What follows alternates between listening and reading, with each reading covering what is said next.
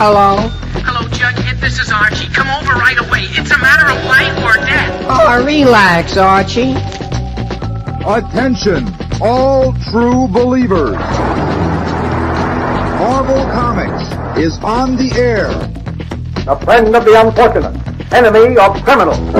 In reality, Dan Garrett, a rookie patrolman, loved by everyone but suspected by none of being the Blue Beetle. Boys and girls, your attention, please.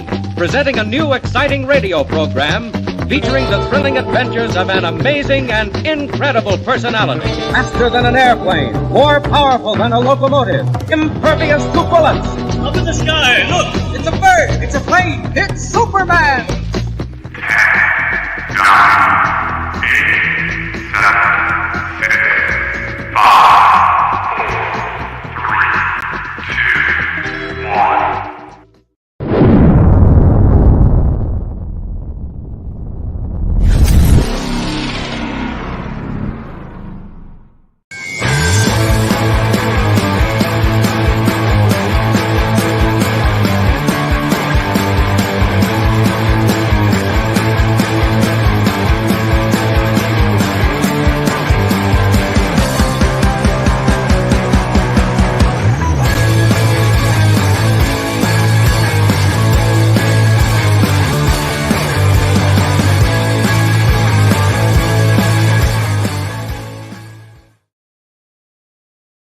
Hello, everybody. If it's not clear to everybody, I love comics, or Image Heart Comics, as the case may be. Hope everyone's having a good old time. Hope your family has made it into town, or is coming into town, or you're going out of town to be with your family, or you're going to get to work lots of good hours and make lots of money this week. All those things are acceptable. Yeah. All right. Producers trying to mess with stuff behind the scenes. Love it. Yeah, I'm yelling at Jay in the private chat. It's okay. Okay. I'm now paying attention to what I'm supposed to be paying attention to. I think. Hey, We'll see. Mr. Dope. If you're normally watching us over on Facebook, blame Meta, but Meta sucks. And I will say that out loud on their platform to Mark Zuckerberg or whoever needs to hear it. They are making it impossible to go live over there for many people, including us at times. So we are currently fighting with that. But beyond that, I will let you know when that is resolved. So, not a fan, big angry. It's all right. I saved it. I shared it to my Facebook. So, well, and we're already going live to your Facebook. It's why doesn't it work on every freaking platform? No, I mean my personal one is all the time. Why? Anyway, if anybody knows how to get a hold of Mark Zuckerberg so I can punch him in the throat, please let me know. He's not going to know how to get around the StreamYard thing. You need to talk to StreamYard. It's not StreamYard's fault. Everything on StreamYard is working. It's Meta's fault. So you heard me, Meta. Fix your crap. Let's talk about comic books. Let's go to our happy place. All right. Just like Hyde Street and whatever the book was, it was a single shot that was tied to Hyde Street that came out a couple weeks ago. You don't want to miss this awesome tie-in to Ghost Machine's bigger universe. I think people might have accidentally, well, not anyone that watched our show, because you guys watched it and know. So you know that there was other tie-ins last week, but this one is a cool one I've been waiting for. They had a little snippet of this in their, their primer for Ghost Machine. I think it was just called Ghost Machine 1 or 0 or something. So you probably have remembered this little bit, but this is cool. This is almost like a big experiment. So for this comic book, I don't know who makes the decision. It just is kind of narrated this way, but they decide to take a young baby demon and a young baby archangel and give them to families on Earth that would be contrary to what their normal nature is. So the demon baby is raised by a super nurturing, awesome family, and the angel baby is raised in a not great environment. Did it have it in the Geiger 80? Okay, perfect. So you get to see that bit in this book, and then it jumps ahead to these two young people being kind of like teenagers. So you get to see them, how they deal with, normal teenagery high school stuff, which sucks for anybody. But this one kind of like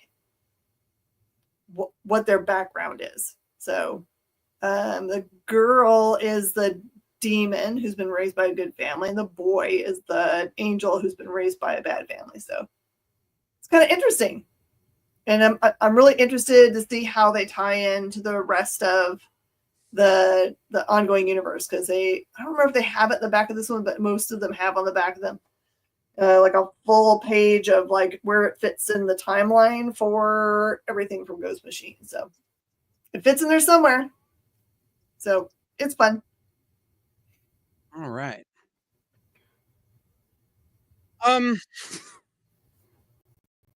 This is I have a small complaint.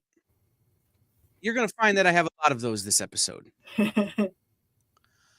One of the problems with adapting Neil Gaiman's writing to comic book form is that he sometimes, and he does it better than anyone ever, goes off on little side quests and little, tangents to sort of build out and help you to understand the world.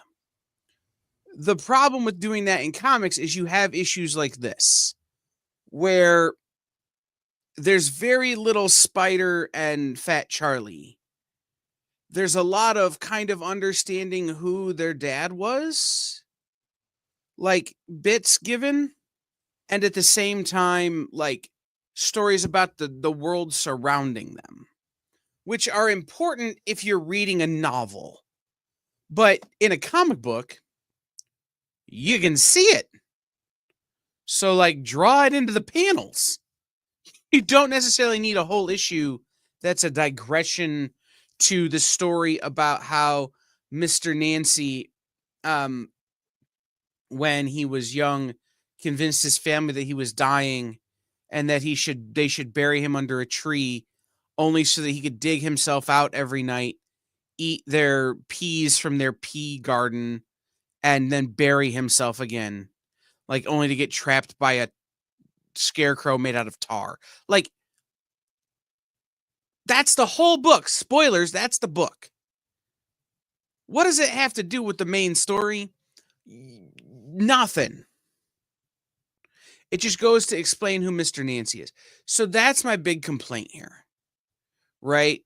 This doesn't push the story along. It doesn't do anything. It is a very good adaptation of Neil Gaiman's original book, right? And the art, that Sean Martinborough has been doing has been great. It looks really good. It reads really easy. But it's just like, sometimes when you're adapting an existing story for comics, you have to lift out and just leave parts on the cutting room floor. Because, again, you can show in pictures what you can't show in a novel. And so this is one that I would have skipped if it were me, in terms of story-wise. I don't think you can skip it in terms of where Mark Bernardin's trying to get to with this adaptation. But it's one that, like, this is in a deleted scenes feature on a DVD, as opposed to in the story. So, okay, so just this is a question from my point of view. It seems like a lot of character development. Is this something that you just know from? It's character development for a character that's dead. Oh, okay. Right. It's not even for the characters you've been following. It's a character development for a character that is dead. Right. Which is why it's like, I might have skipped this one and done something where it's a little clear that Fat Charlie and Spider are the children you're talking about.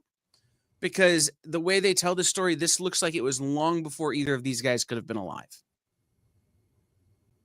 And because Mr. Nancy is technically a god and has lived forever, has lived for thousands and thousands, you don't know, right? That the kids in this story are technically Fat Charlie and Spider. So it doesn't really help you. And so that's why this was like, yeah, this might not have been the story to tell. So maybe this issue is just for people that like to stare at really great art. right, or for people who really well, and for people who generally are like me, who want that really faithful adaptation of the original work. Mhm. But there are other better stories in the original Anansi Boys novel that I think could have done this job better or in a more interesting way. So, Okay, Justice League Unlimited. This is a book that everyone's kind of been waiting for. It does just like tie into all the all-in stuff. We kind of saw a peek into this world already before, where the Justice League has been all formed from every hero that wants to be part of the group. So instead of usual where everyone is split off, where you have Justice Society and I can't remember all the different groups. They're, disparate, did their own thing, had their own places to have headquarters. This is different. So everybody is headquartered in the same place. If you read the question from last week, you saw who gets to be the head of security. That's the question, obviously. And it's the Watchtower. This one kind of gives you a little bit of glimpse into some good new bad guy. But the thing that's really important about this issue, not so much the kind of like the issue itself, which kind of is just like, to me, it skates right on the edge of that, like, man, there's an issue that from the old DC I wouldn't have read because it looks like it's just a reason to have battles. And if you like beautiful battles, then you will love this issue. But the big thing is that last 2 pages there, I think it's just 2 pages of the prelude for Hush 2, which I'm super excited about. I wasn't in comics when the original Hush series came out, so I didn't get to have that kind of like cool weekly hit for what's coming next, because that's my favorite thing, is like having to wait. Yes, I was one of those people that loved the X-Files back when you couldn't stream anything, because it always left you at cliffhangers, especially at season end. You would have to wait like a year to find out what happened next. I like that kind of like, make me wait for the next, 2 weeks from now or a month from now, however often this thing comes out. I'm excited for Hush. Get to experience the character of Hush in that way again would be really cool. So yeah, don't miss. I think that most everywhere has touted this as being the first reappearance of him. So don't miss this one if you like Hush. okay. So the Carlisle School for Kings, and I've basically got this meta thing figured out now. The Carlisle School for Kings is this, it's the Hunger Games, just set in a more like Robin Hoodian time. And in this particular issue, it gets real Hunger Gamesy. It really does kind of struggle with this idea of what it is to be a leader, I guess, is kind of the question in this book. And how might over wisdom can sometimes triumph, but other times you need to be like smarter than the average bear. And like, you don't really see that in this issue, but they're kind of setting it up that like somebody who does a lot of work in terms of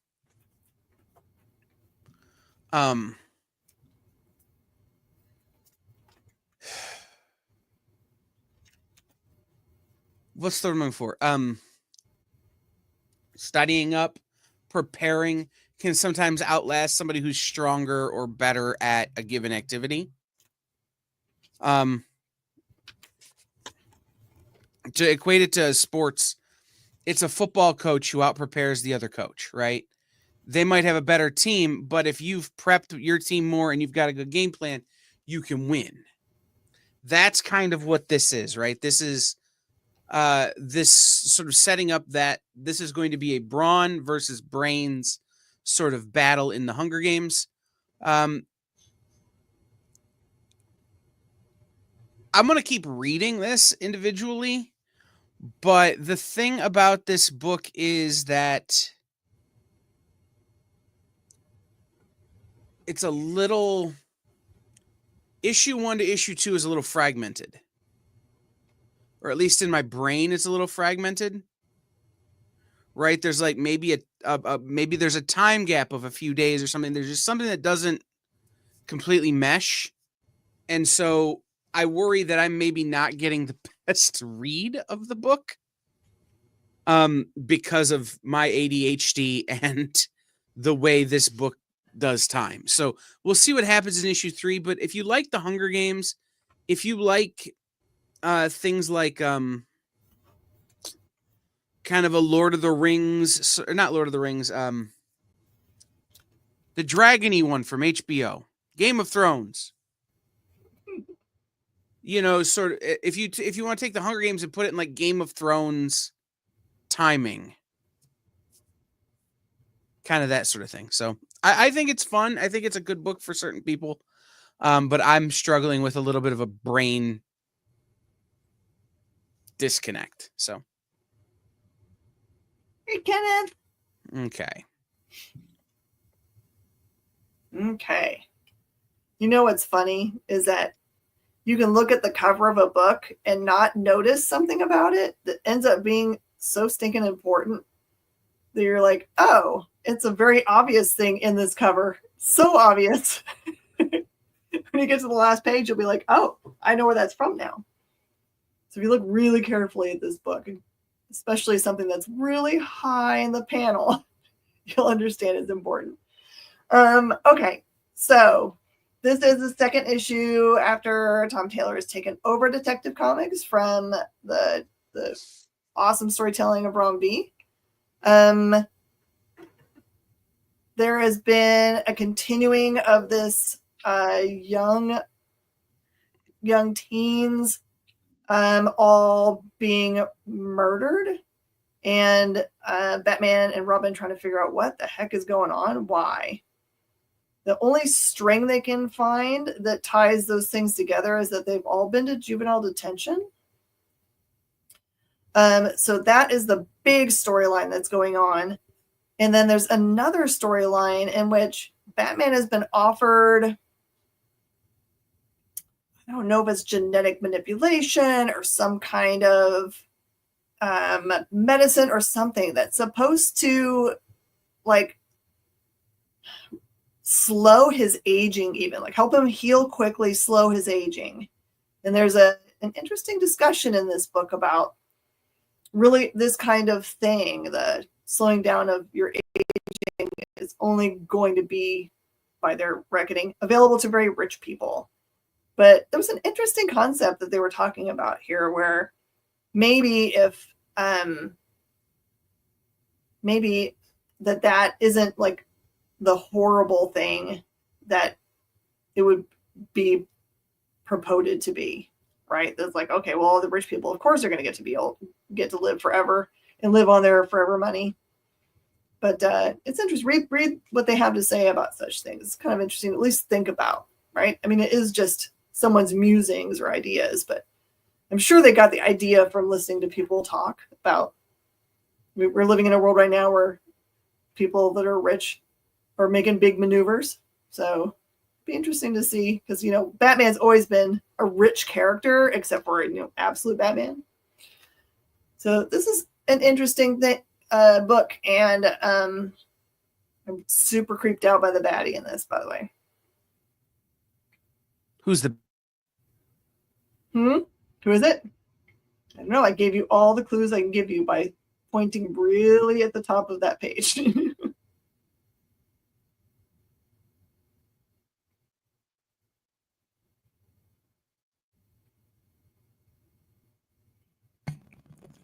I think Kyle might have froze. Like the shortest.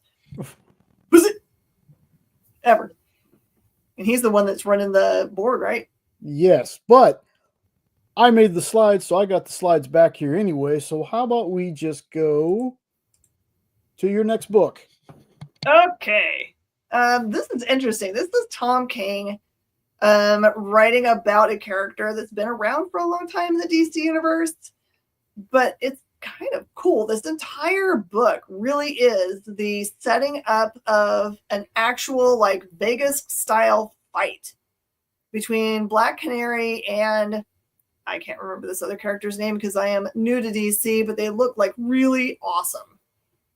And I guess the idea is that this other character is obviously the most favored to win this, kind of MMA looking fight. Lady Shiva?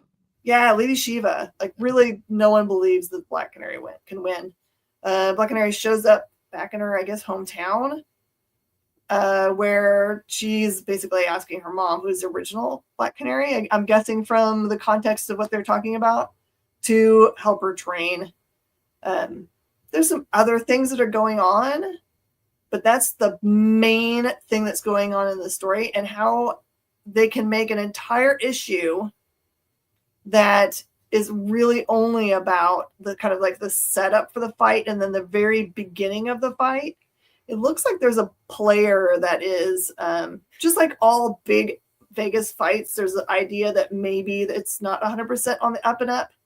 Like anytime you watch a movie and they're like, hey, someone's been told they would like to, they need them to make it to the X round and then go down so that everyone can make a ton of money.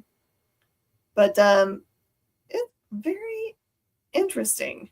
I'm not really usually a person that is obviously about the fight. I've said it already. I'm not about a fight.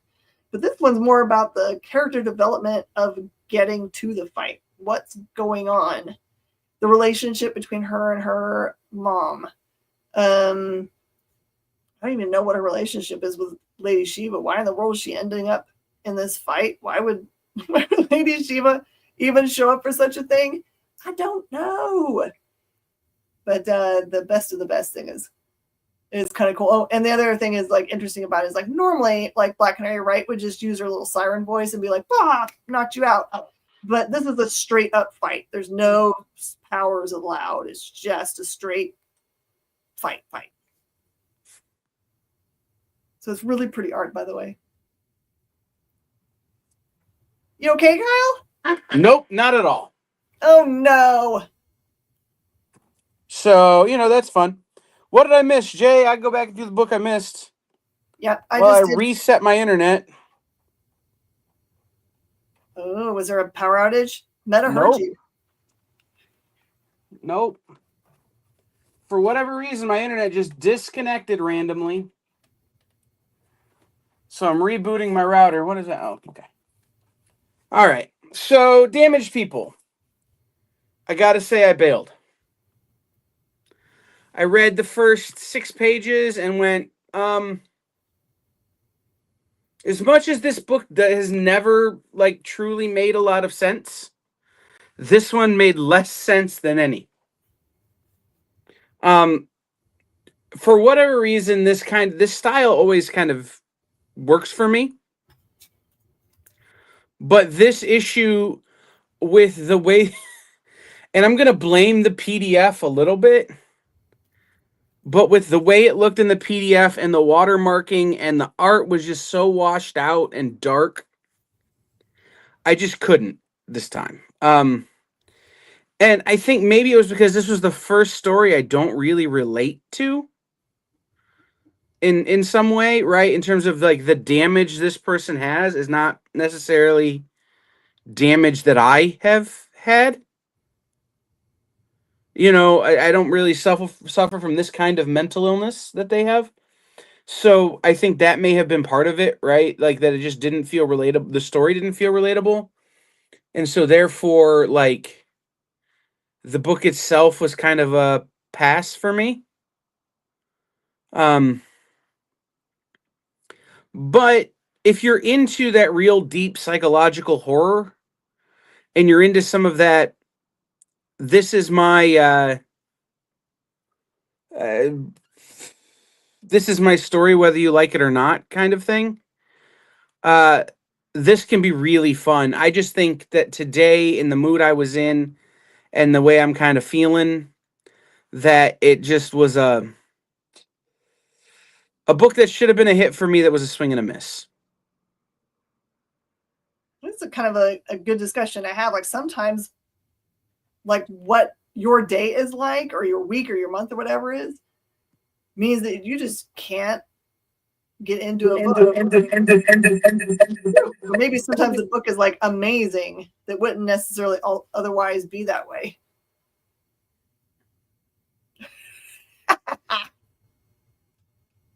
There we go. We fixed it. Yay! All right. Echo. It was kind of like we're in a dance show. Boop, boop, boop, boop, boop, I do not know what happened, but that was weird. So, okay. Next thing. January talked about Black Canary. I did. So, okay. Red Before Black. I don't remember if I've read this book yet or not. Oh, no. Okay. Phew. Miss Jen froze for a second. I got really concerned that I was losing my internet again. All right. So, Red Before Black is, I don't know if I've read this book before, if I'm jumping in on number 3, or if maybe Jay read it. But you have a woman who is a convicted felon. She's a convict who, like, think the guy from White Collar, Matt Bomer's character from White Collar, like, right, they're a criminal, but they get out to help the cops. But, like, they're not just helping the cops, they're helping themselves. And she has an ability that I don't fully understand because I think I missed something in previous issues. But basically, when she gets frustrated or angry or stressed or something, she winds up, like, she can create a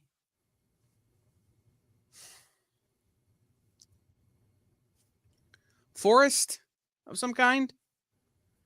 And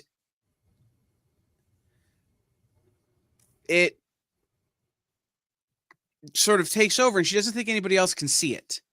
Well, she meets this drug dealer person who can see it. And so it creates a kind of okay, if you can see my weird crazy, what else do you know? What other insights can you provide into my situation? And so they're on the run, a la that show Poker Face. Ooh, I love that or Thelma and Louise. They're on the run from both the cops or the FBI and some drug lords and some people. And my favorite thing is the last panel of this book is a hilarious interaction. Because now they've picked up a hitchhiker, essentially. But you have to read the book. I'm not going to tell you who the hitchhiker is or what the hitchhiker is. It's just a fun interaction between two people who, like, aren't, like, super close, but are being pulled together by an unobscene force. And I think that's very fun. So I'll give you a hint. It fits in a bag. Ooh, Uncanny X-Men. Okay. This is continuing to be an amazing series that I really care about. This sees these new, not really X-Men yet, but new mutants being told they need to go to school. And I actually took that to mean like they were putting together some kind of, like, without Professor X kind of school for mutants. But no, they're talking about they're sending them to regular public school. This doesn't seem smart. Somehow the high school that they're going to knows that mutants exist, and that they somehow that one of them, despite being told, should lay low and try to act normal, she just walks up and down the halls on the first day and tells everyone, "Hey, I'm a mutant." But it's kind of cool because the principal throws the mutant sign to let them know that he's got him. That's I'm either a mutant or I'm a mutant sympathizer, I guess. I'm on your side. You get to see more abilities from them, or get to see them use some of their abilities. But again, there's many more reminders here about the fact that one of them has been slated to be the last mutant alive. It's interesting the way they've put it in this, because I previously remember the way it was put was that they would be the end of everything. But now they're starting to use words like they're just going to be the last mutant that is living. Well, that could mean anything. One of these kids could have like eternal life or whatever. And that seems way less scary than the other way around, where it just sounds like they're going to be the undoing of everything. So I still don't know who's to be not trusted. And they're kind of like thinking about it a little bit more in this issue too. So don't know, but it's terrifying. I love reading things that are like, just when you think you've got your mind wrapped around who might be the one, then one of them does something. You're like, well, maybe not that one.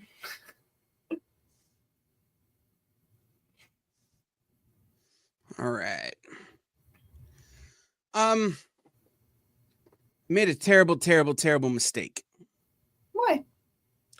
I went into this book with not enough time to really read this book the way I needed to read this book. It was the last book on my list this week. For whatever reason, it was just the last book that came up, and I did not give it its full faith and credit as I should have. And the end result is that I need to go back and reread it. But this is one of those stories that happens in the Mignola-verse where things are like a little bit not so much as they seem. They're the tertiary characters that surround Hellboy rather than the actual character Hellboy, right? So this is about other people who have been around Hellboy. And it happens after Hellboy's death, but he's not dead, but he's kind of dead. It's one of those books that you have to put a lot of time into to fully understand, right? And I did not. And I'm really bummed because I think it has some really great stuff going for it. And so, as a result, I'll be reading this again tomorrow when I pick it up at the store because it's on my pull list. But at the same time, like I want to make sure I fully put it out there that the reason I'm not high on this book is because of my own failings as a person, not the failings of the book. I think it has a lot of potential and I just need to be better at stuff. So, that's The Serpent in the Garden.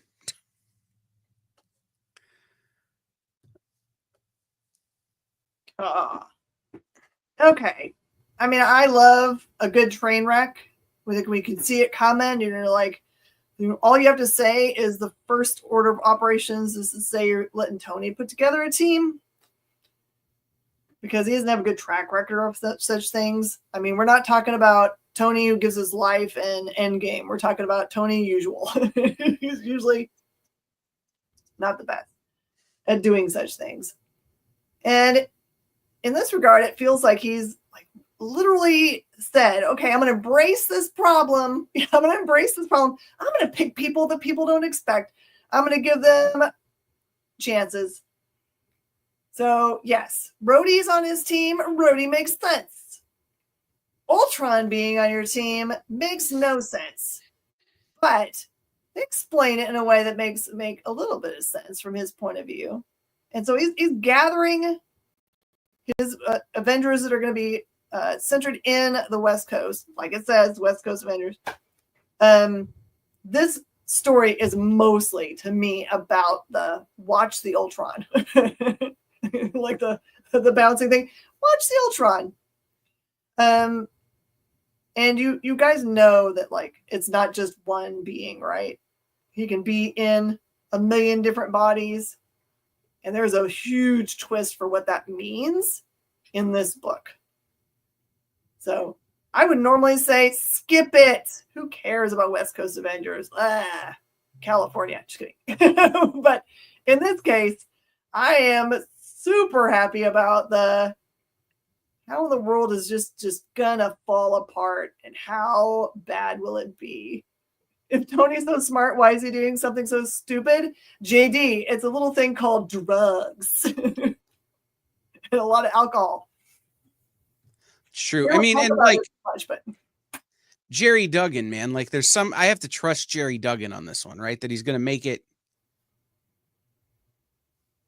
whatever thing he weaves with Ultron being an Avenger, at least initially, that it's going to pay off really well because Jerry Duggan is very good at that kind of misdirect.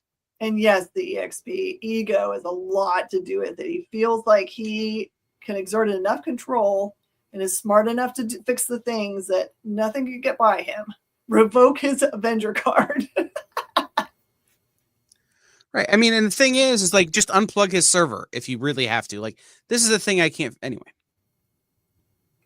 Welcome to the Maynard. I liked this book. This is another one that, like, I think I probably need to read a couple of times to fully get everything. But this book is a story of a hotel that only people who are magic or what they call halvesies can see. So it's a hotel that exists solely for magic users or mythical creatures or magical creatures or any of those kind of things. I think it's supposed to be Philadelphia, but it kind of has like New York in the 80s sort of vibe where like the city's a mess. Everything's kind of a wreck.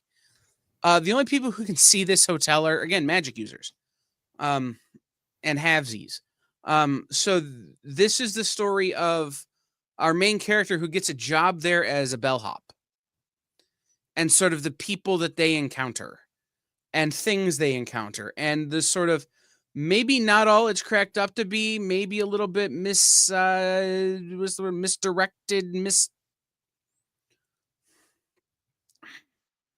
misrepresented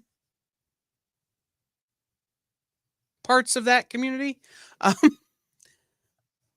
trying not to spoil it, but things that the community says are good that she's going, are you sure?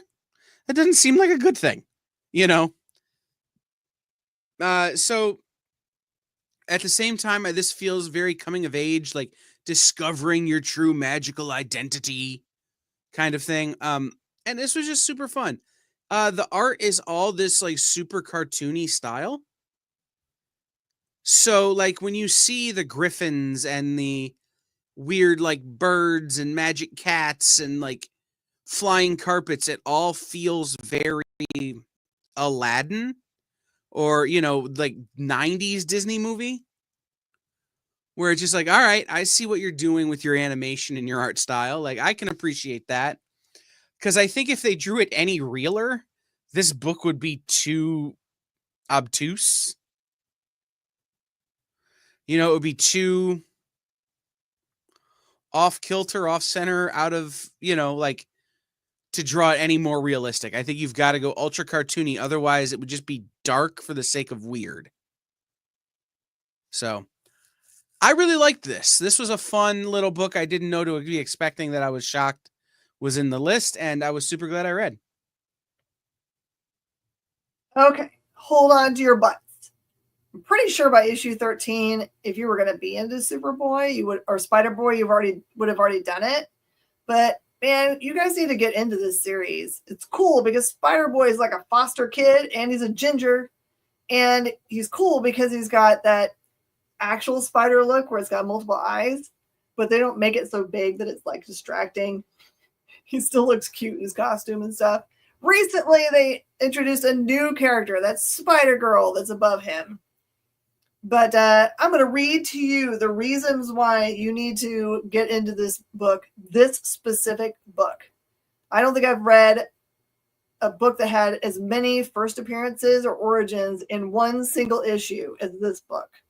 So it's the first appearance of Hulkette in a story. I think she's mentioned before, but this is the first time you actually get to see her in action.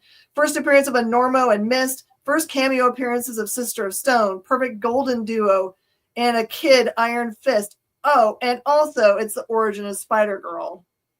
So there's a ton of cool stuff going on in this issue, and it's just a fun read. Really cute main characters, but it, up against like real adult problems. So don't miss this one.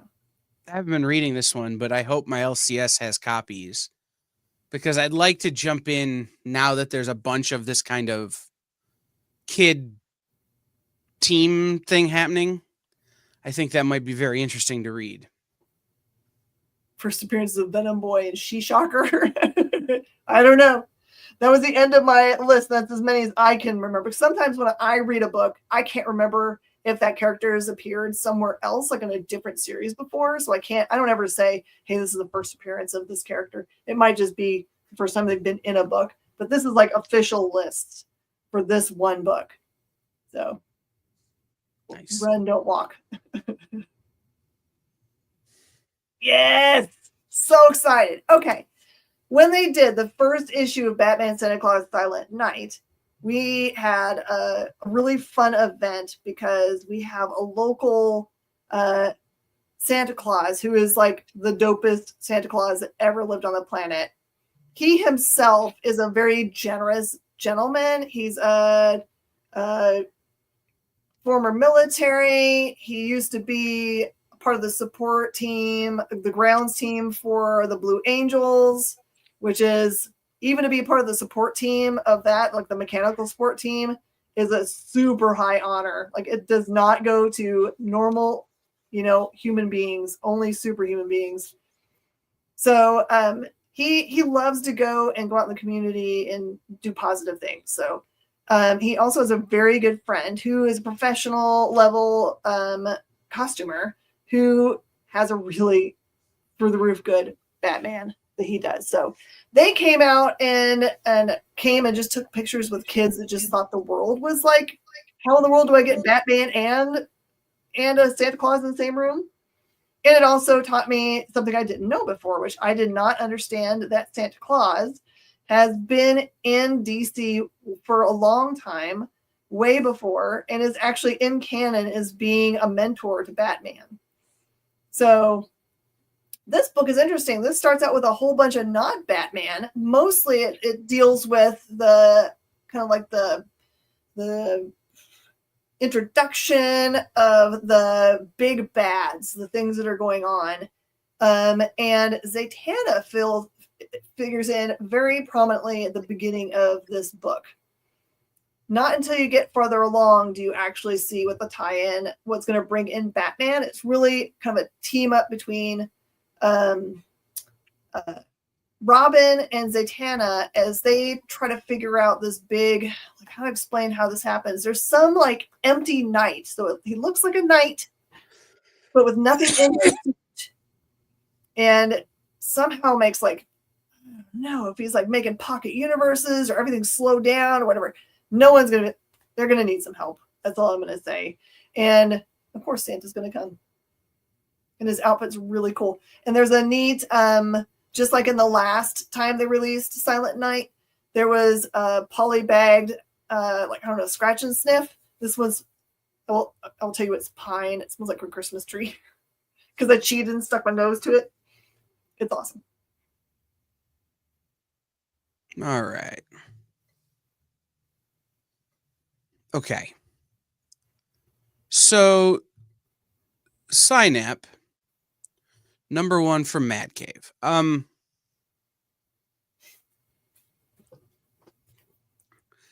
It's not a new concept. It's something we've read before. Especially if you read sci-fi, like ultra futuristic kind of stuff. And it's a little clunky, which is disappointing. you have a number of young people who are being hooked into this. I think it's called the Synapse machine.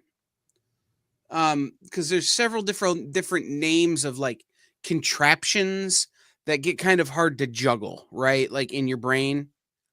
Like there's the Synapse machine, but then there's like a system that they have to be plugged into that's kind of like the Matrix, but then there's like other things like it's like there's so much tech jargon that you haven't really been familiarized with right out of the gate that you're like, I don't know what the hell you're talking about. Because these are not things I can buy at Walmart. Like, you know what I mean? Like, it's like, I don't know. Anyhow, it's a little clunky because of that. But I love the concept, right? It's these people are being trained, and it may be like genetic engineering or genetic modification training to be the future of like civilization in terms of war, in terms of exploration, in terms of things like industry, where you can essentially remove the danger of those things from the people by having them in these machines, right? And you're sending their synapses to go and do the thing, which I think is a cool concept. The art is stunning. Just top to bottom, every panel is full of color and full of like even the dark panels, there's not a lot of color. It's got a lot of depth to it, a lot of warmth in different places, a lot of coolness in different places. Really well done art. And again, I think Chris Moses has a good idea here, but I think he, on some level, expects us to drive too far to get where he's going without giving us any directions. Right? At some point, we could use in the late 1990s, we decided to, you know what I'm saying? Like just a an omniscient sort of narrator flashback. And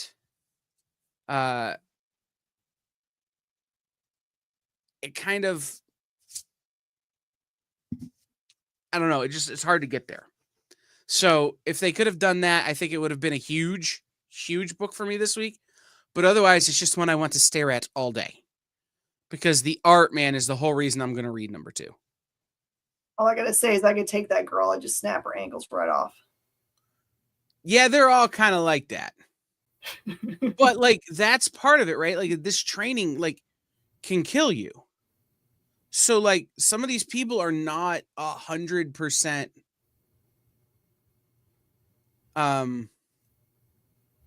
maybe the healthiest folks necessarily to start off with, right? Like they're people who are signing up for this because maybe they can't do other things, you know. Like so just know it's an interesting you could sign her ankles right now, right? Anyway, it's a very interesting concept. It's not particularly new, but it is an interesting execution. We'll see if issue 2 kind of figures itself out. Oh, man. Okay. Oh, loving this series so much. Okay. What you need to know is you're one issue behind. Go back and find the one before this because it has like one of the most painful looking deaths I've ever seen. So what has happened is that, you know, that Doom is the Sorcerer Supreme, and Stephen Strange is dead. He's a ghost man. At some point in the past, I think Doom made a challenge to some other kind of like, we'll just call him a celestial being / God, and said, basically, you can come and challenge me every X amount of time. And you know, like if you defeat us, then you own the earth, kind of essentially that kind of a feel. But maybe it was Steven when he still had all the power. But anyway, Doom can't be bothered to do any of this stuff. So it, for some reason, has been laid onto Peter Parker to be the champion of the earth to do this.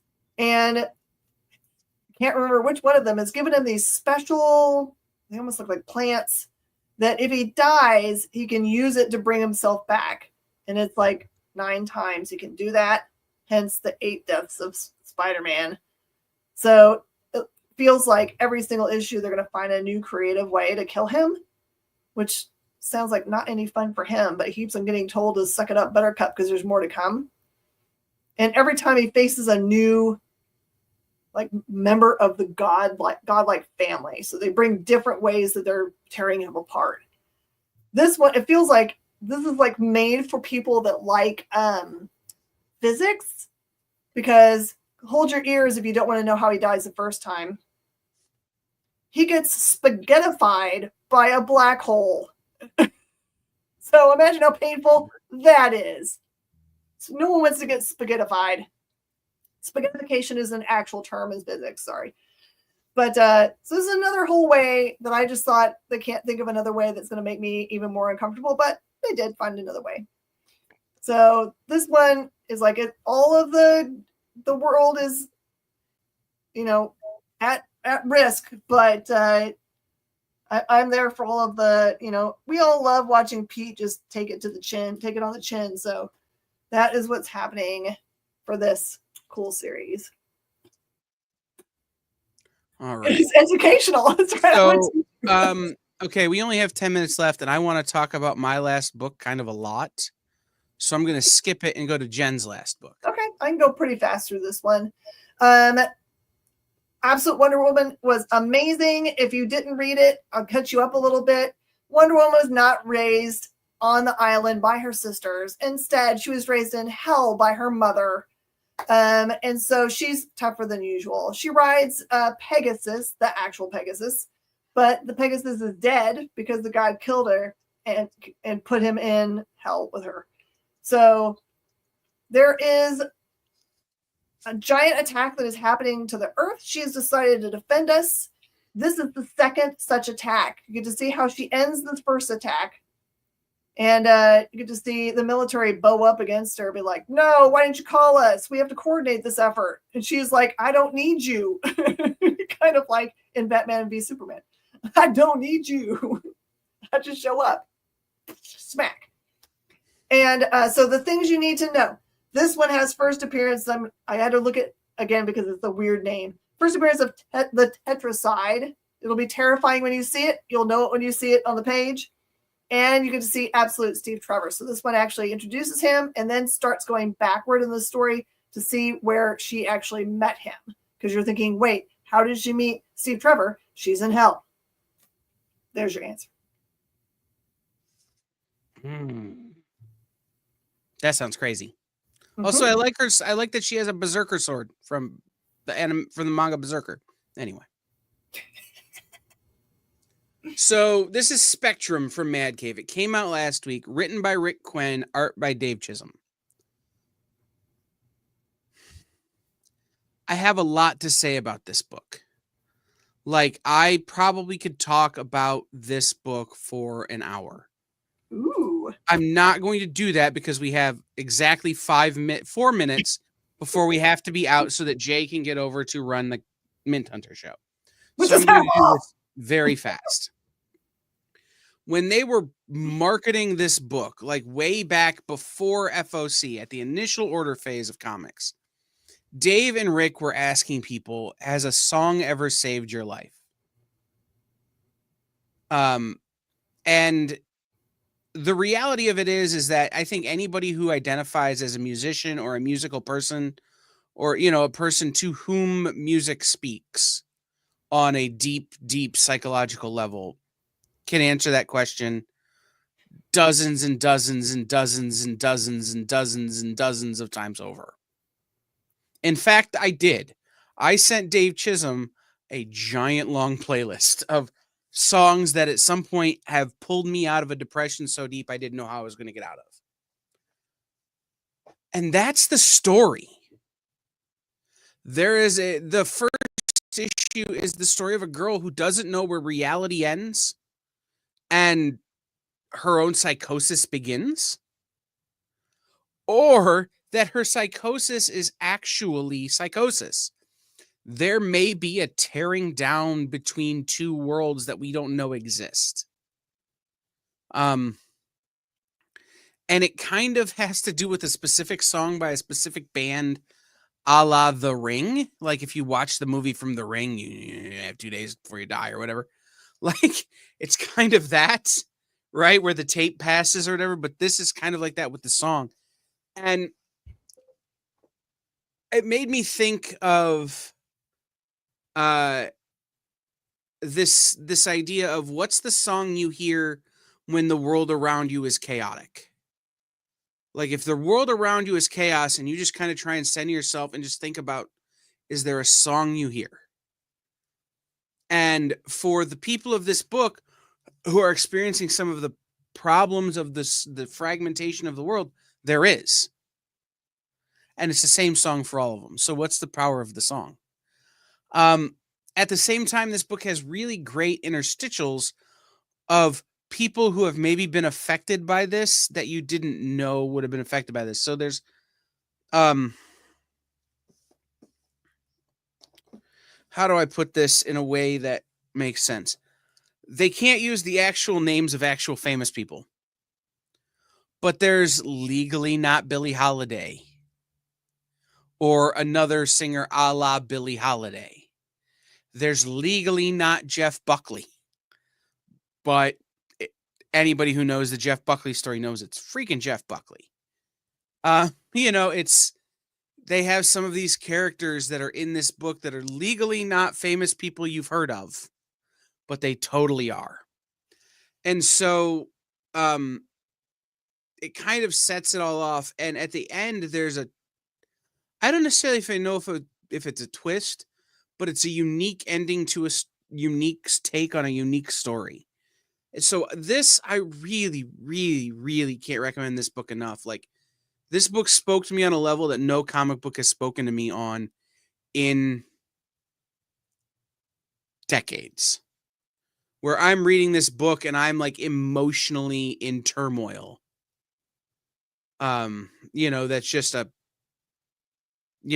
it just has got me. So shout out to those guys. I am hopefully going to be interviewing Dave Chisholm, if not Dave and Rick, very soon for Talking Shop. We've been trying to coordinate it, but they both have young children who don't care about our crap because they're under the age of 3 and they don't know any better. So kids don't really care about that, but we're working on a date to get them on to talk about this book because, again, I think this book is really special. So, with that said, Comic Shop Locator, Comic Shop Locator, Comic Shop Locator. If you're traveling or if you're somewhere where you don't need to be, if you're going away for Thanksgiving and you want to visit the comic shop, comicshoplocator.com. Saturday, Small Business Saturday. Go check out what comic shops are doing for Small Business Saturday. Comicshoplocator.com. Stay tuned for Mint Hunter next. Miss Jen will be over on CBSN with tomorrow's books today. Henri is at 10 o'clock tonight. Check out his show.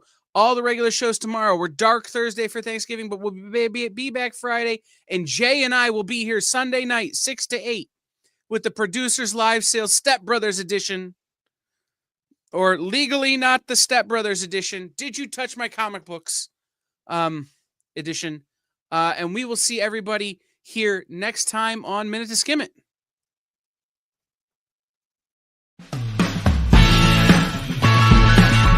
Join the party.